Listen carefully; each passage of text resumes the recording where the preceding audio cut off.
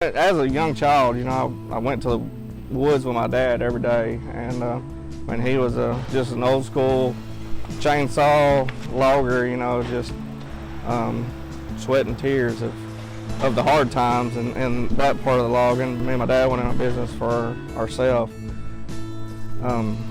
He was diagnosed with cancer the day we started our job, I guess, and didn't get to work very much after that. And so I had to figure it out. Alan Morgan, he was a boss and a father.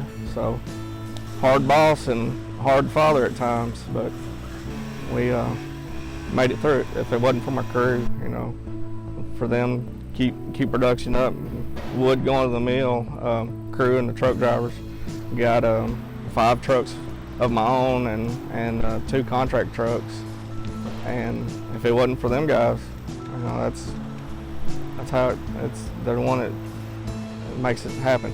I just try to tell them to treat the land then like it was their own land. Every landowner wants things done differently.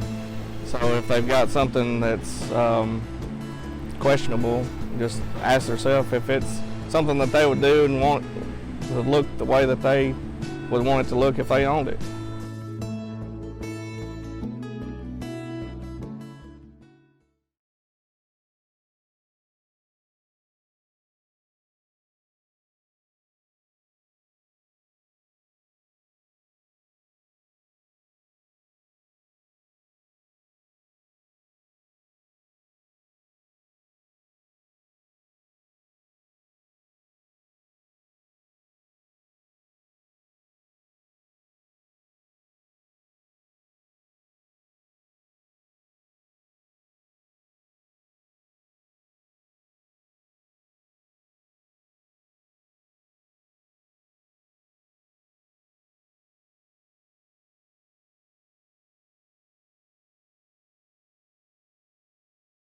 I think there has been an education role in every job that I've had in the last 20 years. I have been the bug lady in South Carolina, where I went around and taught 4-H'ers about macroinvertebrates in the water.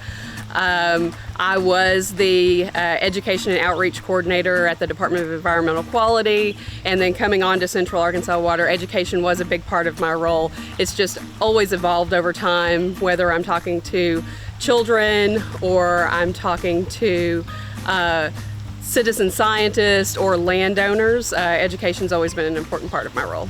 To be the Forestry Educator of the Year, I honestly feel like I need to step up my game a little bit. I do talk a lot about forestry because in the water industry, healthy forests equal healthy water. Forests are our first line of defense in our water filtration system, and so being able to bridge the industry divide between forestry and water has been a challenge, but being the Forestry Educator of the Year, I think I can now take that and have a little more pride and a little more, clout with what I say and what I do. I want to thank the Arkansas Forestry Association for allowing me a platform and giving me this award. I also want to thank all of the forestry professionals in the state of Arkansas for kind of taking me under their wing the last especially 7 to 10 years. As someone who's always on the periphery of forestry and not educated in the subject, they have been my education. They don't hesitate to pick up the phone when I call or meet me on site and walk me through the science of the different management styles and techniques, and I really thank them for that.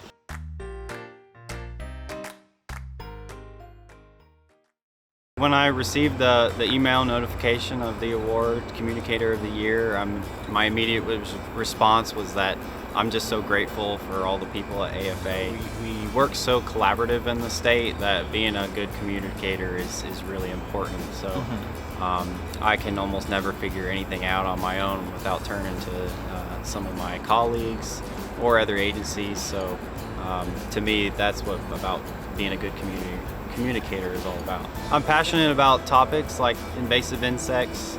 More than happy to share that interest with anyone. Usually when I get asked to do a presentation, I think, oh, there's got to be somebody better that can do it.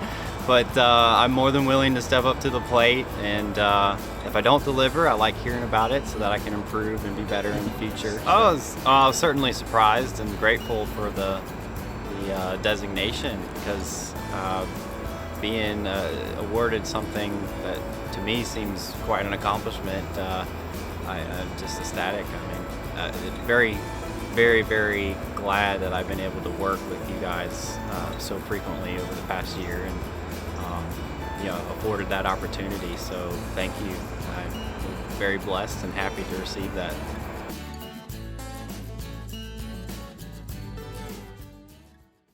Well, I just we didn't start doing this several years ago to get awards or anything like that. Charles Ledbetter is actually the one that got me started going to do it years ago, and it was still at Prescott. The first event, we had a blast down there. It was mostly logging crews back then that came in, and I knew a lot of them. I didn't know all of them, but I knew a lot of them. And those guys had a ball, and they're competing with one another and carrying on. And we just had a real good time visiting with one another and carrying on, and then talking about log-a-load a little bit. But at the meeting then, it was mostly camaraderie. And I thought, well, hey, I'll do this again. I'll come back and visit with these guys again. And then I made one or two more at Prescott.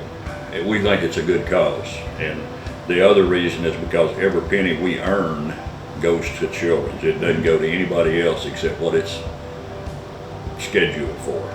The only place it goes. Some of your other big fundraising deals, a lot of the money goes to actually pay the people that's involved, etc., etc. That's not the case with us.